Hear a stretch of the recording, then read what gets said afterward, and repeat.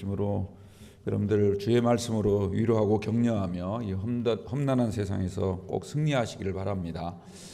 오늘 헌신 예배로 드리게 된 거 축하하고 축복합니다. 우리 박수 한번 다시 한번 보내드릴까요? 이 시끄러운 그 장터에 가면 옆에서 뭐라고 해도 잘 들리지 않죠. 소음이 너무 크면 정말 어떤 게 나에게 필요한 말인지 잘 알지 못합니다. 대선이 얼마 남지 않다 보니까 여기저기서 온갖 지금 이야기들이 막 무성하지 않습니까? 그러다 보면 어떤 말이 진짜고 어떤 말이 가짜인지 참 분별하기가 어렵습니다. 그래서 요즘 사람들은 아예 포기한 것 같아요. 뭘 포기했냐면 내가 좋아하는 말만 그게 그냥 진짜라고 치자, 이렇게 하는 것 같아요. 그러다 보니까 국민들이 그냥 양갈래로 딱 나뉘어 가지고 정말 가까이 할 수 없는, 서로 말을 섞으면 괜히 어떤 정치적인 이슈가 나오면 쌈박질할 수 있는 그런 상황들이 계속되는 것 같습니다. 너무너무 안타깝습니다. 여러분들 그 우리나라가 초강대국이 되는 비결은 건물이 어마어마한 건물들이 세워지고 또 눈부신 발전, 막 과학 혁명이 일어날 그런 어떤 그것들이 보여야만 강대국 되는 게 아니고요. 작은 거 하나라도 우리가 마음을 같이 하고 뜻을 모아야 초강대국이 될 줄로 믿습니다. 교회도 마찬가지입니다. 교회도 비록 교인 수가 작더라도 우리가 똘똘 뭉쳐서 어떤 일을 행하더라도 우리 모든 사람들이 다 협력하고 정말 그 상대를 위해서 우리가 이렇게 배려하고 또 힘을 보태주는 이런 모습들이 강한 교회고, 그런 교회의 모습을 주님이 기뻐하십니다. 그게 정말 그런 교회가 주님이 머리가 되는 교회인 줄 믿으시기 바랍니다. 시편 133편 말씀하시죠. 형제 자매들이 서로 연합하고 또 동거하는 모습, 이게 얼마나 선하고 아름다운가. 선하다고 말합니다. 선하다, 또 아름답다. 그러니까 하나님께서 보실 때 야, 선하구나. 세상 모든 사람이 볼 때 아유, 아름답구나. 여러분들 그런 교회, 그런 성도들이 꼭 되시길 바랍니다. 교회가 아무리 커도요, 여기저기서 이 말 저 말 이렇게 나오게 되면요, 힘을 얻지 못합니다. 힘을 얻지 못합니다. 아무리 교인 수가 많고 교회 건물이 으리으리해도 그런 교회는 오래가지 않습니다. 역사적으로 볼 때도 그래요. 여러분들 유럽 같은 데 가보면 교회가 얼마나 큽니까? 정말 으리으리하고요, 밖에서 이렇게 쳐다보기만 해도 정말 대단합니다. 야, 어떻게 이런 교회를 어떻게 사람이 지었을까 싶을 정도로 정말 대단한 교회들이 얼마나 많습니까? 여러분들 그 바티칸 성당 같은 데 한번 가보십시오. 그 베드로 교회가 있거든요. 베드로 교회 보면 야, 이건 사람이 지었다고 할 수 없을 만큼 정말 대단합니다. 정말 대단해요. 근데 여러분들 그런 교회 아무리 커봤자 뭐합니까? 힘이 없습니다. 그런 교회는 힘이 없어요. 건물로서는 대단하지만 실제적으로 영적인 힘이 없는 거예요. 성령이 역사하지 않습니다. 여러분들 교회가 작아도 비록 서울 변두리 이 지향로길에 있다 할지라도요, 우리 성도들이 정말 서로 십시일반 어떤 일이든, 특히 어려운 일을 당할수록 서로 뭉치고 서로 협력하면 놀라운 열매, 어마어마한 결과를 낳게 될 줄로 믿습니다. 오늘 사부 여선교 회원님들 정말 준비하시라고 애쓰셨는데, 헌신 예배 준비할 때 물론 이제 예배 끝나고 드릴 빵과 우유를 준비하는 것도 우리 전통이니까, 그죠? 또 안 주면 섭섭하잖아요. 우리 김성석 장로님 먹는 얘기만 나오면 아멘 소리가 커져요. 근데 여러분들 우리 정정채 권사님은 1분대 나오셨잖아. 금요일마다 오신다고 했어요, 저보고. 저 시험 들은 줄 알았더니 그 다음날 왜 시험 들었냐고 그러더라고요. 여러분들 그런 시험은 자주 드십시오. 그리고 꼭 이기시기 바랍니다. 시험은 이기기 위해서 드는 거지. 그러니까 여러분들 목사가 여러분들에게 뭐 개인적인 어떤 부탁을 한다든지 아니면 생뚱맞은 어떤 이야기를 할 때는 안 따라도 괜찮아요. 근데 적어도 성경 말씀, 예배 잘 드려야 됩니다. 어떤 일이 있어도 주의를 지켜야 됩니다. 성경 말씀에 기초해서 여러분들에게 말씀을 드리면 그건 여러분들이 시험 들면 안 되는 거예요. 그건 하나님께 큰일 나는 겁니다. 우리가 적어도 하나님을 믿는다면 그건 시험 들을 대상이 아니에요. 그런 원인이 안 된단 말이죠. 그건 자기가 믿음 없다는 증거를 나타내는 거예요. 또 그렇다고 겉으로는 안 든 척하고 속으로만 들거나 이러지는 않겠죠. 오늘 다음에 우리가 5부 여선교회, 6부 여선교회 또 남성교회 모든 헌신 예배 때마다 물론 여기 계신 분들이야 늘 정말 어떤 상황에서도 거의 참석을 하신 분들이기 때문에 여러분들에게 내가 이렇게 이 얘기 드리는 말씀은 아니지만 어쨌든 우리가 서로 모이고 어떤 일이든 같이 힘을 합치고 힘써 나가시길 바랍니다. 여기저기서 너무 소음이 커요. 요즘 소음 시대입니다. 소음 시대. 요즘 그 노이징 에이지라고 그렇게 표현을 하잖아요. 너무 시끄러운 시대예요. 필요 없는 말들이 너무 많아요. 그러다 보니까 정작 들어야 될 말을 듣지 못하고 여기서 말하면 그런가 보다, 저기서 말하면 그런가 보다. 정치인들 보십시오. 얼마나 그 사람들 많이 배웠습니까? 나름대로 똑똑한 사람들이에요. 근데 그 똑똑한 머리를 가지고 국민들을 사랑하고 나라의 미래를 생각하고 하는 게 아니고 전부 자기들의 권력, 한 자리 해먹을까? 누가 돼야 그 다음 내가 뭐가 되는데? 줄서기. 그러니까 그 편가르기죠. 거기에만 너무 이 방송들도 너무 거기에만 이렇게 하다 보니까 사실 확인도 안 된 그런 말들이 무성하고 그러다 보니까 이쪽 말 들어보면 그 사람 말이 맞는 것 같고 똑같은 사안에 대해서 이쪽 사람이 말하면 여기가 맞는 것 같고 도대체가 무엇이 진리인지를 알지 못하고 그 참 불행한 세대입니다. 여러분들 우리는요 이런 시대일수록 정말 무엇이 진짜고 어떤 게 진리인가 이걸 잘 구분해야 되는데 그 구분하는 기준이 어디 있느냐? 하나님 말씀이에요. 하나님 말씀. 오늘 본문이 4장 1절에서 14절까지만 읽으셨는데요. 사실은 3장 23절에서 7장 11절까지 말씀입니다. 그 한 단락이에요. 그래서 오늘 이제 45주차 나가고 있습니다. 꽤 많이 나갔죠? 꽤 많이 나갔어요. 말씀 제목은 내가 간구하였다. 여기서 내가는 누굴 말하냐면 모세를 말하는 거예요. 모세가 이스라엘 백성들을 위해서 간절히 하나님께 구했다는 거예요. 왜 구했나? 이스라엘 백성들이 하나님 뜻대로 살아야 되는데 엉뚱한 짓을 했습니다. 정탐꾼 보내지 말라 했는데도 끝까지 보내자고 우겼어요. 결국은 갔다 와가지고 엉뚱한 소리를 하는 거죠. 하나님의 마음은 전혀 없고 자신들의 생각, 처음 떠날 때부터 그들은 부정적인 마음을 갖고 출발했던 거예요. 갔다 와서 양편으로 갈렸습니다. 10명은 가지 말자. 2명은 아니다.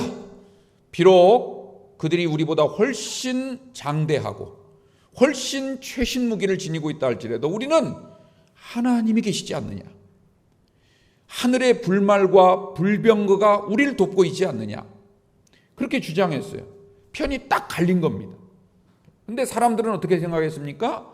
2명 말보다는 10명 말이 맞겠지.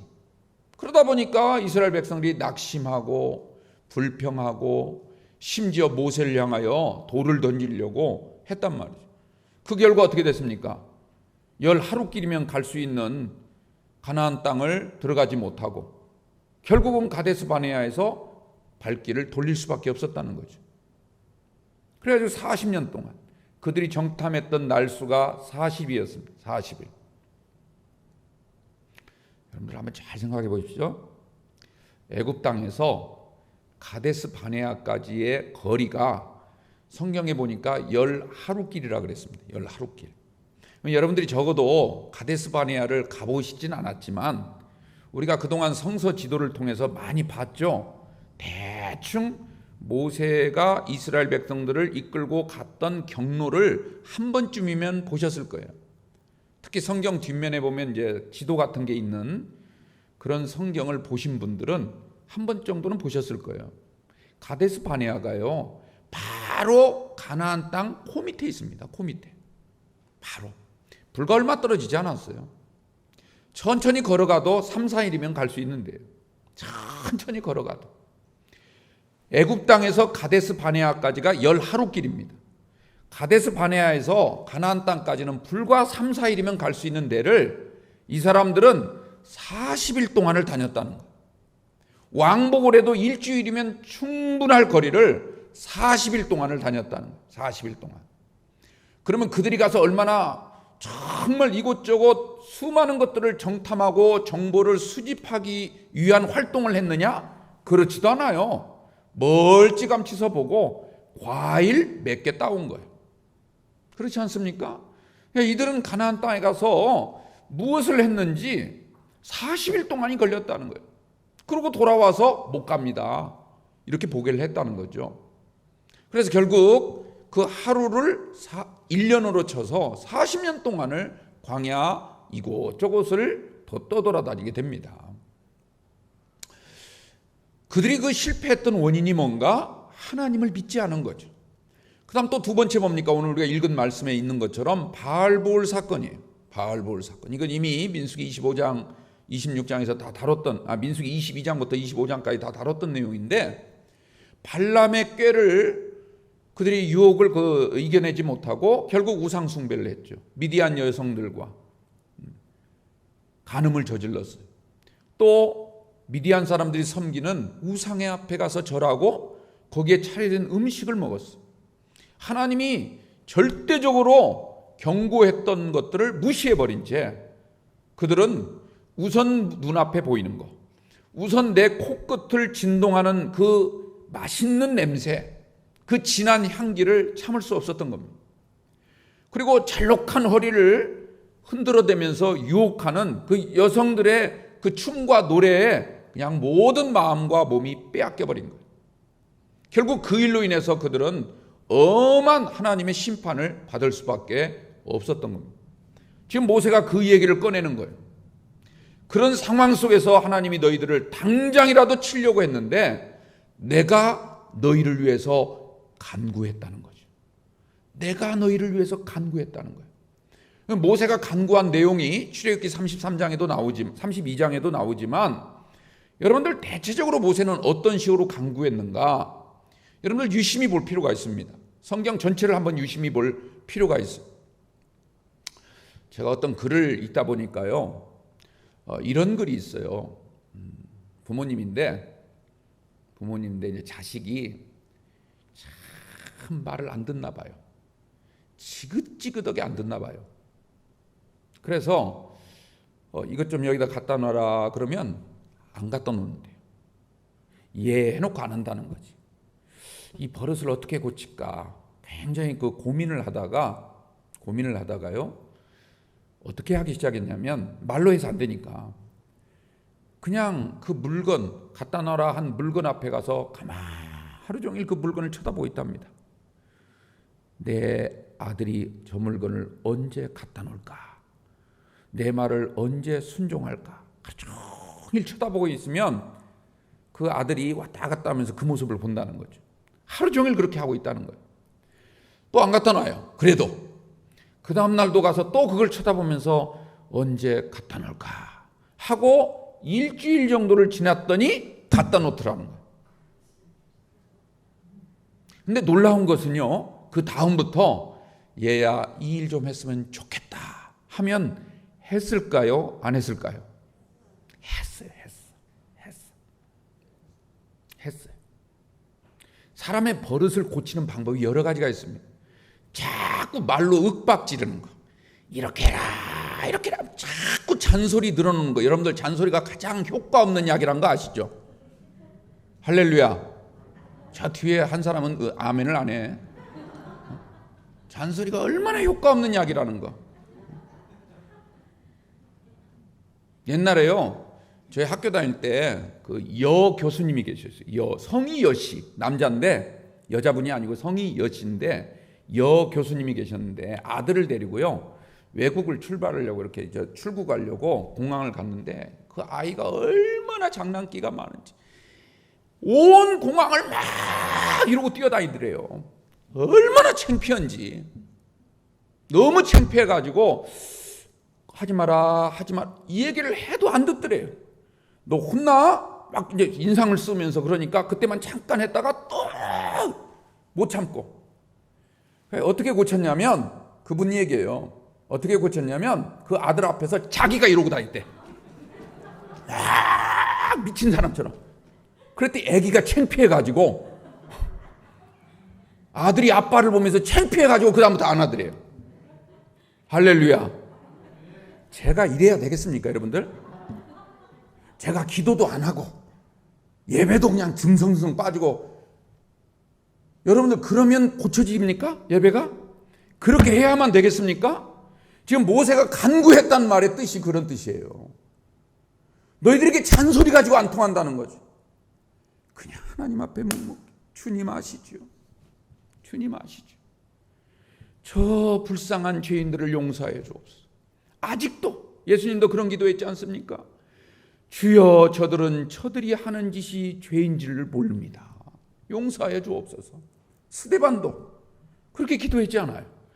여러분들 왜 우리가 그런 마음을 상대에게 줘야 되느냐 이거죠. 우리 스스로 좀 깨닫고 뭔가 나에게 문제가 있는가를 좀 빨리 각성해서 우리 스스로 좀 기쁜 마음으로, 오전에도 말씀드렸지만 말이죠, 어쩔 수 없이 하는 것이 아니라 정말 기쁜 마음으로 할렐루야, 예배드리러 나올 때마다 오늘 하나님이 나에게 무슨 말씀을 하실까. 여러분들 이 말씀을 우리가 생명으로 알게 되면 안 나올 사람이 어디 있습니까? 오늘 보세요. 읽은 말씀 4장 한번 볼까요? 4장 1절. 이스라엘아 이제 내가 너희에게 가르치는 규례와 법도를 듣고 준행하라. 그리하면 너희가 뭐라고요? 살 것이다. 돈 몇 푼 벌 것이다가 아니에요. 살 것이다. 여기서 살 것이란 말은 영생을 의미하는 말이에요. 그냥 우리 일상생활을 말하는 게 아니라 생명을 얻을 것이라는 거예요. 생명을. 하나님의 거룩한 생명책에 기록될 거라는 거예요. 너희가 내 말을 듣고 잘 지켜 행하면 하나님이 그렇게 해주신다는 거예요. 여러분들 우리가 이걸 믿으면 어떻게 우리가 하나님 앞에 소홀할 수가 있냐고요. 아니 우리가 여러분들 요즘 얼마나 사람들 머리가 똑똑합니까? 생각하는 거 다 자기 알아서 다 판단하잖아요. 그런데 여러분들 이 하나님의 말씀을 알지도 못하고 읽지도 못하고 배우지도 못했던 시대 사람들도 죽으면 죽으리라고 주님을 따르고 믿었는데 지금은 성경을 날마다 읽고, 오늘 그래도 성령 읽기 시간에 제가 잠깐 내려가 보니까요, 많은 분들이 참석해가지고 같이 이렇게 성경 읽으시더라고요. 참 너무 좋아요. 제 마음이 참 뿌듯하고, 이러다가 저보다 저희 집사람 인기가 더 많을까봐 조금 걱정스러운 점은 있지만, 그래도 여러분 얼마나 기쁩니까? 하나님의 말씀을 가까이 하고 하나님의 말씀을 읽고 자꾸 소리내서 읽다 보면 언젠가는 그 말씀이 내 귀에 들어와요. 내 귀에 들어온다고요. 천국 방언이 들어오기 시작해요. 얼마나 여러분들 그게 감사한 일입니까? 승리하시길 바랍니다. 그럼에도 불구하고 끝까지 나는 참석 안 하리라. 고집 부리지 마시길 바랍니다. 오늘 본문이 3장 23절부터 7장 11절까지 말씀인데, 모세가 간구했다. 내가 너희들을 위해서 간구한 바람에 하나님이 노를 참으시고 너희를 오늘까지 이끌어 오셨다는 거예요. 오늘 이곳까지 너희가 살아온 것도 다 모세가 간구한 덕택이라는 거예요. 근데 모세가 그걸 얘기하면서 그러므로 나를 앞으로 업신여기지 마, 그 얘기하는 게 아니에요. 그러므로 하나님을 업신여기지 말라. 하나님께 영광을 돌리는 거예요. 제 책을 읽어보신 분들은 오늘 이 챕터의 제목이 뭐라고 되어 있는지 제목만이라도 읽게 되길 바랍니다. 뭐라고 되어 있습니까? 잠잠하라 그렇게 되어 있나요? 책 제목이 뭐냐면 하나님의 말씀을 업신여기지 말라. 여러분 하나님의 말씀을 업신여기지 않게 되기를 바랍니다. 제 말은 업신여겨도 괜찮아요. 하나님의 말씀이라면 업신여기지 마십시오. 그게 여러분들이 살 길인 줄 믿으시기 바랍니다. 자, 본문을 보면 모세가요 40년 동안 광야 유랑을 다 마친 다음에 이제 마지막 자기의 생명이 끊어지기 직전, 나는 이제 사명 다했다 하고 하나님 명령대로 느보산에 올라가기 직전에 이 모압 평지에 다 모여있는 이 이스라엘 백성들을 향해서 신신당부하는 말씀을 오늘 본문을 통하여 읽을 수가 있습니다. 특별히 강조하고 있는 건 뭐냐면 아까 말씀드린 것처럼 이스라엘 백성이 하나님 앞에 무서운 죄를 짓고 죽을 위기에 처해 있을 때 모세가 하나님 앞에 저 이스라엘 백성들을 살려달라고 간절히 기도한 거예요. 하나님께서 그 기도를 들으시고 그들을 용서해 주신 거죠. 그런데 여러분들 분명히 우리가 잊어서는 안 될 건 뭐냐면 하나님이 이스라엘 백성, 이 무서운 죄를 지은 이스라엘 백성들을 용서는 하셨지만 절대로 잊지는 않겠다는 거예요. 너희들을 잊지는 않겠다는 거예요. 너희들이 그 죄를 잊지 않겠다는 거예요. 그러면 잊지 않겠다는 말은 무슨 뜻인가? 그게 출애굽기 32장에 나와요. 지금 당장은 죽이지 않겠으나, 지금 당장은 벌을 내리지 않겠으나 유보하겠다. 한번 지켜보겠다는 거예요. 너희들이 앞으로도 계속 지금 약속한 것, 절대로 앞으로는 하나님 말씀대로 살겠습니다. 이스라엘 백성들은요 수십 번 수백 번 약속했어요. 그 약속을 내가 잊지 않고 앞으로 유심히 너희들을 지켜보겠다, 이 말씀을 하신 거예요. 그러니까 법률적인 용어로 말씀을 드리자면 집행유예를 한 거예요. 집행유예. 집행유예는 뭡니까? 지금 형벌을 집행해야 되는데 잠시 미룬 거예요. 유보한 거예요. 이게 집행유예입니다. 여러분, 우리는 다 저나 여러분이나 누구든지 다 지금 집행유예 기간에 살아가고 있어요. 우리는 다 죄인이에요. 죄 삭은 뭡니까? 죽음이에요. 사망이라고요. 근데 하나님이 잠시 유보한 거예요. 너 한번 지켜보겠다. 그런데 우리가 마치 모든 죄를 다 치른 것처럼, 모든 대가를, 이 벌을 다 우리가 치른 것처럼 생각해서 오만방자해가지고 마치 우리는 죄 없는 사람인 것처럼 그렇게 다니게 되면 어떻게 되겠습니까? 앞으로 무시무시한 형벌이 기다리고 있다는 것을 우리는 절대 잊지 않게 되기를 바랍니다. 매일매일 두려워 떨라는 얘기가 아니에요. 우리는 늘 하나님 앞에서 그런 경외심을 가져야 돼요. 이 무서운 죄를 하나님이 일단 집행을 정지하시고 우리를 더 유심히 지켜보겠다. 이 말은 무슨 말입니까? 어떻게 하느냐에 따라서 형벌이 달라질 수 있다는 거죠. 그것을 하나님이 선포하신 거예요. 그 이야기를 오늘 하고 있습니다. 그래서 하나님의 말씀을 잘 듣고 지켜 행하면 여러분들 우리의 모든 죄가 용서함 받을 뿐만 아니라 하나님이 거기서 멈추지 않아요. 엄청난 복을 주시겠다는 겁니다. 최고의 복을 주시겠다는 거예요. 그게 11장 이후의 말씀부터 나오고 있어요. 구체적으로 어떤 복인가? 오늘 읽지 않았지만 이제 다음 주에 우리가 그 부분을 다루겠지만 하나님이 최고의 복을 주시겠다는 거예요. 최고의 복을 어떻게 주시느냐? 천대까지 주겠다는 거예요. 천대. 여러분들 여기 천대라는 말이요, 레엘레프라고 합니다. 이 히브리 말로. 근데 이 레엘레프라고 하는 말은 한 세대, 두 세대, 세대, 세 세대, 천세대, 이 어떤 시간의 길이를 말하는 게 아니에요. 이 천대는 다음 주에 더 정확하게 말씀을 드리겠지만 너희들이 하는 모든 일, 1000가지 만가지 일에 다 복을 주시겠다. 할렐루야도 안 하시네 이제는.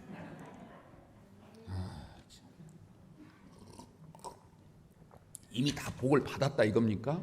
아파트도 배로 올랐고, 아유 오르기 전에 내가 집 한 채 사둔 거 진짜 참 다행이네. 저는 집을 판 사람으로서 제 앞에서는 그런 얘기 하시면 안 됩니다. 여러분들 1000가지 만가지 복을 하나님이 다 주시겠다는 거예요. 대대로 주겠다는 거예요. 대대로 영원토록 주시겠다는 거예요. 그 이제 다음 주에 더 정확한 의미 또 사례를 말씀을 드리도록 할게요. 자, 오늘은 그러면 어떤 내용이냐? 자, 하나님이 우리에게 1000대까지 복을 주시겠다고 약속을 하시는데 그 1000대까지의 복을 받기 위해서 먼저 하나님의 말씀, 계명, 율법, 명령 이걸 지켜 행하라는 거죠. 이거 업신여기면 안 된다는 거예요. 너희가 만약 하나님의 말씀을 업신여기면 하나님도 너희들을 업신여기겠다는 거예요. 업신여기겠다. 여러분도 오늘 이 말씀을 꼭 기억하시고 하나님의 말씀을 업신여기지 않는 여러분들 꼭 되시기 바랍니다. 하나님의 말씀을 업신여기게 되면 어떻게 되는가? 그거 뭐 말할 필요도 없죠. 여러분들 상상조차 할 수 없는 일이 벌어지게 됩니다. 하나님의 말씀을 업신여기지 마시고 정말 하나님 말씀 중심으로 살게 되기를 바랍니다. 자, 그러면 하나님의 말씀을 업신여기지 말라, 이 말의 뜻이 무엇인가? 오늘 4장 2절을 한번 보세요. 하나님을 업신여기지 마라. 업신여긴다는 말은 하찮게 여긴다는 거죠. 무시한다는 거예요. 물론 이런 뜻도 있지만 성경적인 신명기에서 우리에게 말씀하시는 업신여기지 업신여기지 않는 게 어떤 것인가? 4장 2절 우리 다 같이 한번 읽어보겠습니다. 시작. 내가 너희에게 명령하는 말을 너희는 가감하지 말고 내가 너희에게 내리는 너희 하나님 여호와의 명령을 지키라. 아멘. 가감하지 말라는 거예요. 가감. 우리말로는 이제 가감 이렇게 이제 한문으로 합쳐놨죠. 가라고 하는 건 더할 가자, 감은 뺄 감자. 그래서 더하거나 빼지 말라 이 말이죠. 근데 성경 원문을 보면 이게 나눠져 있어요. 더하지 말고 빼지 말고 이렇게 설명을 이렇게 구체적으로 풀어서 하고 있는데 우리말로는 그냥 한문으로 가감하지 말라 이렇게 붙여놨어요. 그냥 쑥 지나갈 수가 있단 말이죠. 근데 여러분들 하나님의 말씀을 절대 하나님 말씀에 자기 생각을 보태지 마십시오. 위험합니다. 왜 자기 생각을 보탤까요? 사람이 자기 생각을 왜 보탤까요? 자꾸 정당화하는 거예요. 내가 이렇게밖에 할 수 없잖아. 자기 생각을 자꾸 보태는 거예요. 하나님의 말씀의 뜻대로 하지 아니하고 자꾸 자기의 현실을 자꾸 말하면서 사람이요. 여러분들 성향이 참 묘합니다.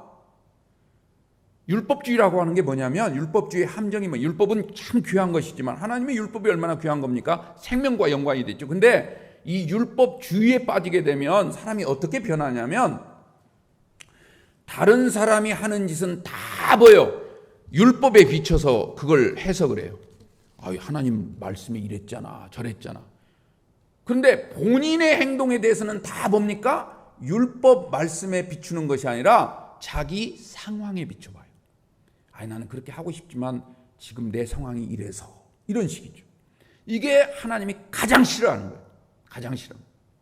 여러분들 하나님의 말씀은 그냥 하나님의 말씀이에요. 하나님이 그렇다 하면 그런 줄 믿으시기 바랍니다. 하나님이 아니다 하면 아니라고 생각하세요. 굳이 그걸 긴 것처럼 바꾸지 마시라고요. 여러분 하나님의 말씀을 가감하지 않게 되기를 바랍니다. 무서운 죄입니다. 이건 하나님의 말씀에서 빼지 마세요. 이 말씀은 불편하네. 이 말씀은 싹 제쳐놔. 못 읽은 척해. 그냥 지나가 버려. 여러분들 그러지 않습니다. 하나님의 글자는 하나님의 말씀은 단 한 글자도 보태거나 빼서는 안 돼요. 내게 불편한 말씀일수록 그게 나를 살리는 말이에요. 다시 한번 말씀드립니다. 이 말씀은 정말 내 상황에서는 안 맞아. 아니요. 그 상황에서 반드시 해야 되는 말씀이에요. 그렇게만 생각하시면 여러분들은 다 승리할 수가 있습니다. 어떤 사탄의 꾀에도 넘어가지 않고 여러분들이 믿음으로 승리하게 될 줄로 믿습니다. 자, 그렇다면 이 가감하는 거, 덧붙이거나 빼는 거, 이게 얼마나 무서운가? 여러분들 이것을 성경은 뭐라고 말하냐면 영적인 간음이다 그렇게 말하고 있어요. 우상 숭배와 같다 그래요. 여러분들 죄 중에 가장 무서운 죄, 첫 출발의 죄는 우상 숭배. 우상 숭배. 우상 숭배가 뭐냐면 간단하게 말씀할게요. 우상 숭배가 뭐냐면 이건 물건이긴 하지만 제가 비유를 들기 위해서 그냥 설명을 드린 거예요. 이게 하나님이라고 합시다. 하나님. 이 하나님이라고 가정을 하세요. 이걸 보지 말고 저걸 봐라. 이게 우상 숭배예요. 하나님을 보지 말고 저걸 봐. 저게 진짜야. 이렇게 속이는 게 우상 숭배랍니다. 하나님의 말씀을 가감하게 되면 그렇게 돼 있어요. 자꾸 자기 상황을 이야기하면서 그런 식으로 정당화하고 합리화시킵니다. 더 거기서 한 걸음 나가게 되면 어떻게 됩니까? 이것을 믿지 말고 저것을 믿어. 이게 우상숭배라 했죠. 이것을 믿지 말고 나를 믿어. 이게 이단이에요. 이게 사탄의 짓입니다. 여러분, 이 꾀에 넘어가면 절대 안 돼요. 왜 그러면 우리가 하나님을 제대로 못 믿느냐? 하나님의 말씀에 가감하기 때문에 그래요. 무슨 말씀인지 이해가시겠죠? 자, 그게 오늘 첫 번째 내용이고, 두 번째, 자, 하나님의 말씀을 가감하게 되면 자기에게만 끝나지 않습니다. 자기에게만 끝나지 않아요. 다른 모든 사람들에게 아주 나쁜 악영향을 끼칩니다. 이게 무서운 죄예요. 그러니까 성경에도 보면 다른 사람을 실족하게 하지 마라. 장애인, 눈먼 장애인 앞에다가 장애물, 걸림돌을 놓지 마라. 그렇게 말씀하시죠. 차라리 이 한 사람을 실족하게 하느니 차라리 연자맷돌을 목에 들이우고 바다 가운데 빠져 죽는 게 낫대요. 가룟 유다 같은 사람은 그 한 사람이 예수님을 제대로 믿지 않고 배반해버리니까 어떻게 됐어요? 예수님이 뭐라고 합니까? 차라리 태어나지 않은 게 나았을 거다. 이렇게 말하고 있어요. 여러분들, 이게 얼마나 나쁜 악영향인지 성경은 우리에게 너무너무 자세하게 설명을 해주고 있습니다. 그러면 누구에게 가장 먼저 악영향을 끼칠까요? 가족들에게 악영향을 끼쳐요. 우리의 모습을 보고 하나님을 보는 게 아니라 하나님을 믿는다고 하는데 자꾸 세상을 의지해. 자꾸 돈을 쫓아가. 자꾸 육신적인 생각을 해. 아이고, 하나님 없네. 가족에게 악영향을 끼쳐. 여러분들은 가족들을 정말 믿음으로 인도하는 그런 성도들이 돼야 되지. 가족들을 병들게 하고 결국은 다른 길로 가게 하고 결국은 죽음과 파멸의 길을 걷게 하는 그런 여러분들이 길잡이가 돼서 되겠냐는 거예요. 큰일 납니다. 여러분들, 우리는 항상 선한 영향력을 끼치시는 성도들이 되시기 바랍니다. 사람은 다 사회적 존재예요. 사회적 존재. 우리가 원하든 원치 않든 다른 사람과의 관계 속에서 서로 영향을 주고받는 그런 삶을 살아가고 있어요. 그렇기 때문에 우리는 내가 원했든 원하지 않았든 내 본심은 그게 아니더라도 다 상대에게 영향을 끼치도록 되어 있다 이 말이에요. 그럼 여러분들은 선한 영향을 끼쳐야 되지 않겠습니까? 하나님이 말이죠, 우리를 구원하신 것은 잘 들으세요. 우리를 구원하신 것은 우리를 단지 천국만 데려가기 위해서 구원하신 게 아니에요. 제가 늘 말씀드렸죠. 우리를 천국에 데려가기 위해서만 우리를 구원해 주었다면 다 빨리 돌아가셔야 돼. 그래야 하나님의 뜻을 이루는 거예요. 빨리 죽으셔야 돼. 그래야 하나님의 뜻이 이루어진다고요. 근데 하나님이 우리를 구원하신 건 뭐냐면 우리로 하여금 선한 삶을 살게 하려고. 그렇죠? 선한 삶을 살게 하려고. 그러면 선해야 구원받는다는 얘기입니까? 그게 아니에요. 우리는 믿음으로 구원을 받은 거예요. 믿음으로 구원을 받았지만 우리가 받은 그 구원을 끝까지 완성하려면 선한 삶을 살아야 된다는 거예요. 그러니까 선한 삶을 살아야 구원받는 게 아니에요. 선한 삶이 구원의 조건이 아니란 말이에요. 그러나 우리가 정말 구원을 받았다면 구원받은 사람에게는 반드시 선한 삶의 모습이 나타나야 돼요. 그러니까 선한 삶이라고 하는 건 구원의 조건이 아니라 구원의 충분 조건인 거예요. 구원을 이루는 조건이 되는 거예요. 믿음은 우리의 구원의 조건이에요. 믿음으로 구원받은 줄 믿으시기 바랍니다. 우리가 선한 행동을 해서 구원받은 게 아니에요. 만약 우리가 선한 삶을 살아서 구원받았다면 여러분들, 예수 안 믿는 사람들도 선한 삶을 사는 사람이 얼마나 많습니까? 예수 안 믿는 사람들, 저 절에 다니는 사람, 전혀 신을 믿지 않는 사람, 이런 사람들도요, 선한 사람 참 많습니다. 왜 교회가 시끄러운지 아세요? 교회는 죄인들이 많이 오겠니까 그래요. 절에 가서는 싸우는 사람 별로 없는 것 같아요. 교회만 오면 막 문제가 많아. 여기저기서 문제가 많아.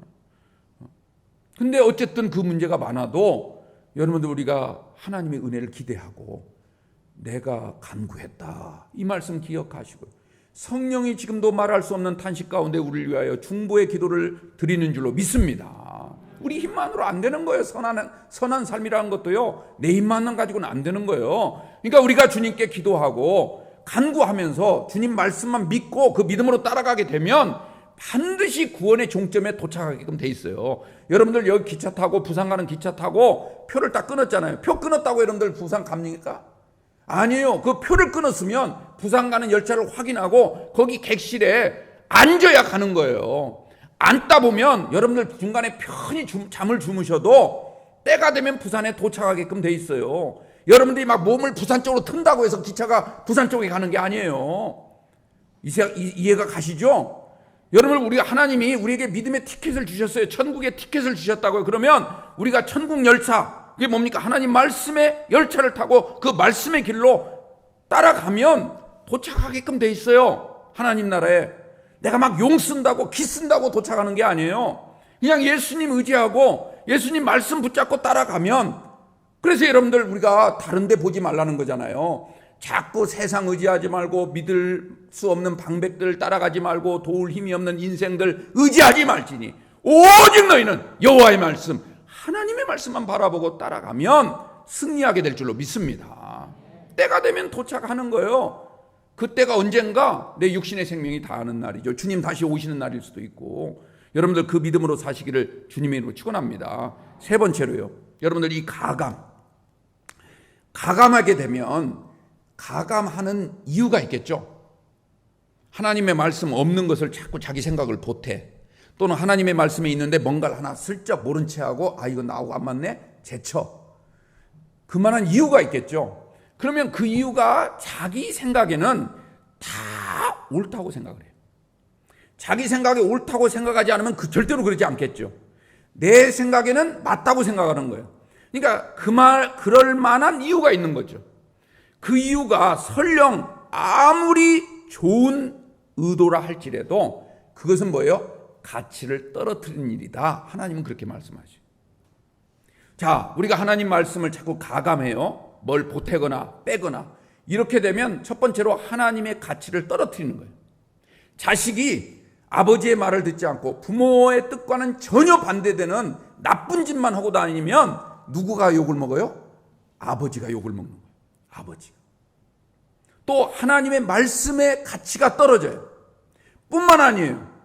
우리 자신의 가치도 떨어져요. 우리의 품격이 떨어져요.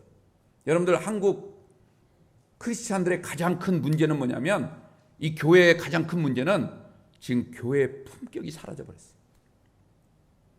적어도 교회 하면 세상 사람들이 갖고 있는 이미지가 있어요. 교회는 건물만 이런 거다라는 게 아니라 그래도 믿는 사람들은 좀 달라. 옛날엔 그랬어요. 지금은 어떻게 하는 줄 아세요?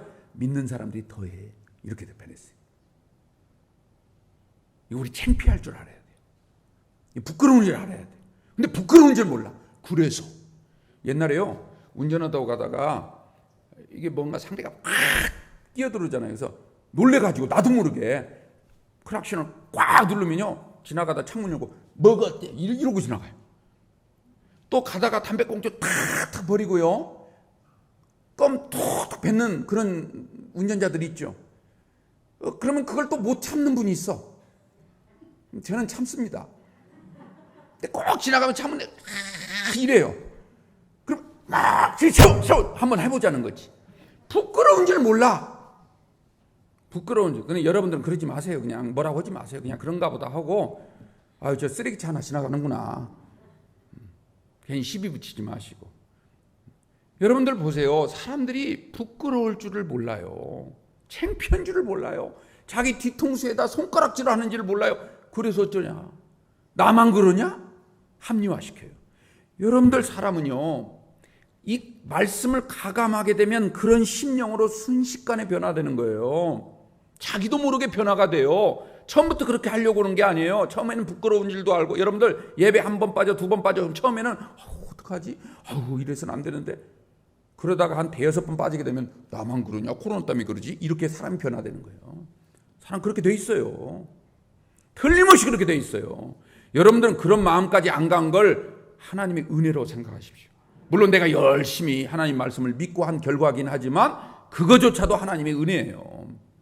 자, 하나님의 말씀은요, 내 생각에 절대 이해가 안 돼도 그대로 믿고 따르면 뭐가 온다고요? 복이 오는 거예요. 복이 옵니다.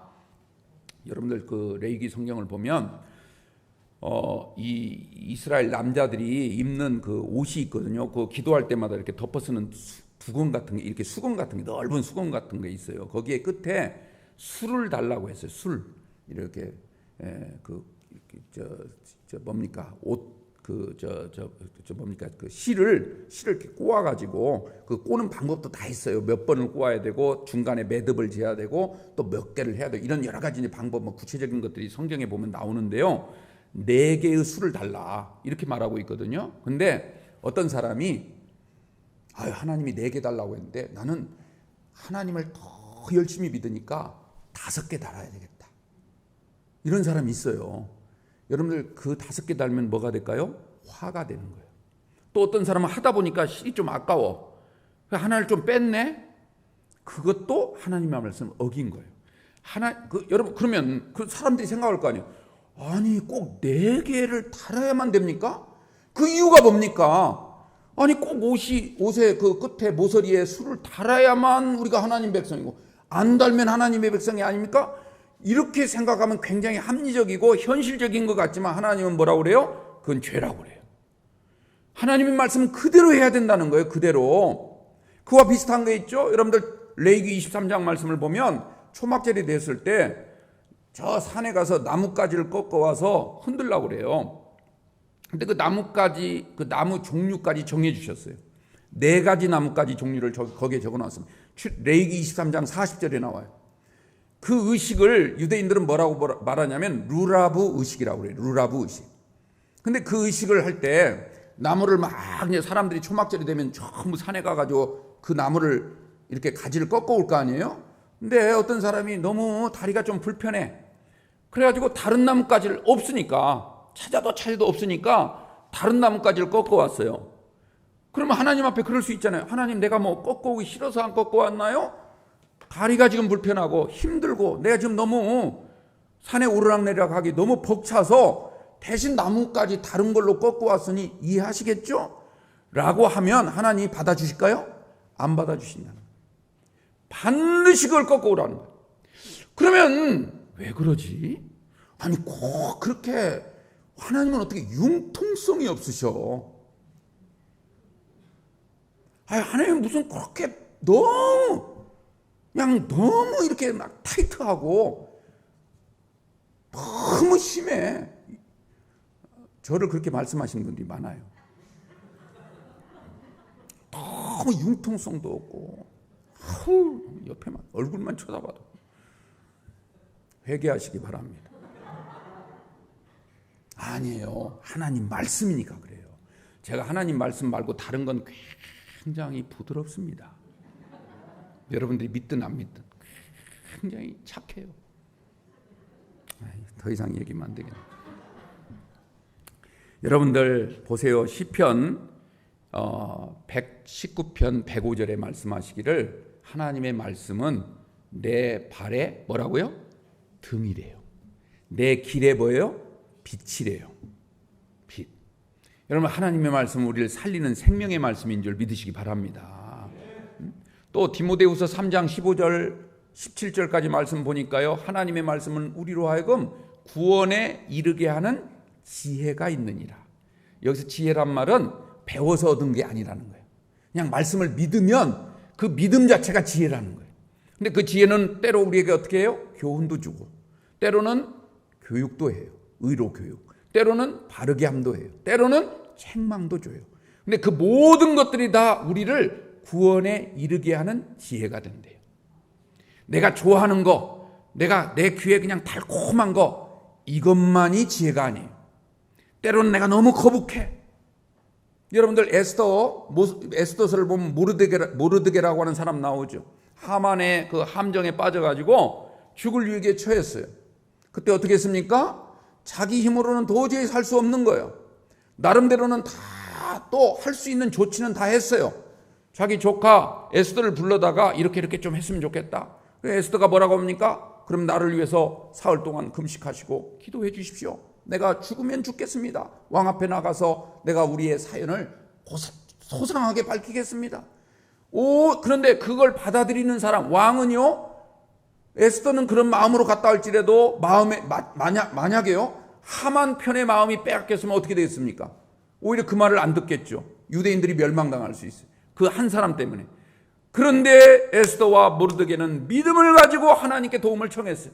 그랬더니 하나님께서 어느 날 갑자기 옛날 열왕기의 역사서를 읽게 하시고 그 왕으로 하여금, 아하수에로 왕으로 하여금 자기네 나라 역사를 읽게 하고 자기가 죽을 뻔했을 때 도와줬던 그 음모 사건에서, 암살 사건에서 자기를 구해줬던 사람을 그 글을 읽게 하시고 그걸 통해서 모르드게를 세워주시고, 그러자 하만이 그를 음모에 빠뜨리려고 하니까 하만을 대적자로 여기셔서 하만을 대신 목달게 하시고 이스라엘 백성을 구원해 주신 줄로 믿습니다. 하나님의 역사는 우리의 상상을 초월하는 거예요. 상상을 초월합니다. 여러분들 요셉 보세요. 요셉은 형들에게 미움을 받아가지고 구덩이에 빠졌다가 애굽에 노예로 팔려갔잖아요. 거기 가서도 평탄했습니까? 아니에요. 또 억울한 누명을 쓰고 감옥 속에 갇혀요. 아니, 노예가 된 것도 억울해 죽겠는데 노예가 감옥에 갇혔으니 어떻겠습니까? 상상을 한번 해보십시오. 그런데 하나님은 그 일을 통해서 오히려 요셉을 애굽 나라의 총리 대신으로 삼은 줄 믿습니다. 하나님의 방법은 우리가 상상할 수 없는 방법이에요. 하나님 말씀대로만 살면요, 그 말씀이 내려가는 노예길 같고 감옥길 같지만 하나님은 총리 대신으로 바꿔주시는 길로 바꿔주십니다. 믿으시기를 주님의 이름으로 축원합니다. 이런 예는 얼마나 많습니까? 나아만 장군 보십시오. 열왕기하 5장에 보면 문둥병을 고침받으려고 선지자를 찾아오지 않습니까? 그랬더니 나와보지도 않고 방 안에서 저 요단강물 들어가서 7번 들어갔다 나갔다 하라. 그냥 돌아가려고 했죠. 화가 났어요. 아니, 감히 내가 누군데? 그렇지 않겠습니까? 그런데 그 옆에 종이 이야기하기를, 아니, 여기까지도 왔는데 그 말 한번 순종하면 될걸. 그랬더니 마음을 바꿔서 선지자가 말한 대로 요단강물에 7번 들어갔다 나왔다 했더니 문둥병이 다 사라지고 그 살갗이 마치 어린아이 살같이 깨끗하고 순백의 살로 바뀐 줄 믿습니다. 여러분들, 하나님의 말씀은 꼭 이런 능력이 있다는 사실을 꼭 기억하시길 바랍니다. 마지막 한 가지만 더 말씀드릴게요. 여러분들, 지금도요, 악한 자들은 늘 우리 곁에 다가와서 속삭입니다. 우리가 가장 듣고 싶어 하는 말을 해요. 그게 악마예요. 사탄은 다른 게 아니에요. 우리가 듣고 싶어 하는 말을 해요. 주의 선지자는 어떤 사람이냐면 우리가 듣고 싶어 하는 말을 하는 게 아니라 하나님이 원하시는 말을 해요. 하나님이 기뻐하시는 말. 근데 사탄은 자꾸 사람이 기뻐하는 말을 해요. 그러니까 사람이 기뻐하는 말을 할 때 조심하셔야 돼요. 그게 사탄의 음모일 수가 있어요. 여러분들, 이 사탄은요, 절대로 하나님의 말씀에 대적하지 않습니다. 착각하지 마세요. 하나님의 말씀을 자꾸 바꾸려고 하잖아요. 바꿀 수 없다는 걸 누구보다도 잘 알아요, 사탄이. 그러면 사탄은 무슨 짓을 하느냐? 하나님의 말씀을 바꾸려고 하지 않아요. 하나님 말씀 틀렸다 이렇게 말하지 않아요. 사탄은 그래요. 그러면 어떤 작업을 하느냐? 사탄은 하나님의 말씀을 바꾸려거나 틀렸다고 말하는 게 아니라 하나님 말씀에 대한 우리의 생각을 바꾸려고 그래요. 하나님의 말씀에 대한 우리의 생각을 자꾸 인간적으로, 자꾸 육신 중심적으로 바꿔서 우리를 유혹하고 우리 마음을 어지럽게 만드는 거예요. 그래서 하나님 말씀은 맞지만 네 생각은 틀렸어, 이렇게 말하는 거예요. 그게 여러분들 하와에게 다가와서 유혹했던 뱀의 모습을 한번 보십시오. 여러분들 속지 않게 되기를 바랍니다. 옛날 그 프로그램, TV 프로그램에서요, 그 우리나라 그 6.25 이후에 그 간첩 활동이나 이렇게 그 소위 이제 그 북한 병사들, 이런 사람들은 이제 감옥 속에 넣어놓고 그 수용소 이런 데 넣어놓고요. 그러나 이제 그 사람들에게 기회를 주죠. 당신이 이 체인지 마인드, 이렇게 생각을 바꾸어서 이제는 자유민주주의 국가를 인정하고 이제 그야말로 남쪽 사람들처럼 그냥 건전한 이 상식적인 생각을 갖고 살겠다라고 말 한마디만 하면 자유롭게 나가서 살 수 있도록 풀어주겠다. 그렇게 이제 설득을 합니다. 그런데요, 그 설득을 듣고 이제 물론 이제 그 전향을 한 사람들도 뭐 없지 않아 있는데, 지금도 아직 갇혀 있는 사람이 있습니다. 지금 6.25 끝난 지가 얼마 됐죠? 1950년도에 6.25가 터졌으니까 50년도 넘었잖아요. 그런데 지금도 있잖아요. 지금도 그 포로 수용소 그 속에 살면서 절대로 안 바꿔요. 지금도 공산당이 좋다는 거예요. 그 사상이 맞다는 거예요. 그러니까 김일성이가 좋다는 게 아니라 그 사회가 맞다는 거예요. 그런 사회가. 그게 이상사회라는 거죠. 그런데 그분에게 가서 이제 그 인터뷰하는 그 연예인이 물어보더라고요. 할아버지, 귀도 이제 안 들려. 할아버지 그 가족들 이름 생각나세요?